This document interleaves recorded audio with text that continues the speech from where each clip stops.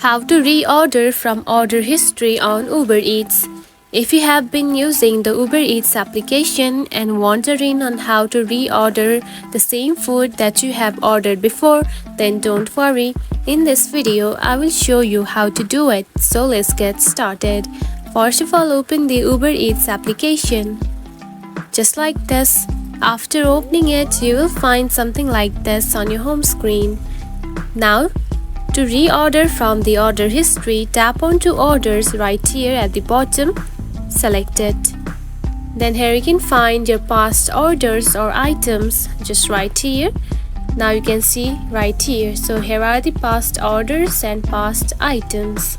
Now tap onto past orders, and from here you can simply see the order history that you have ordered before. So for now I haven't done any orders. It is looking like this for now.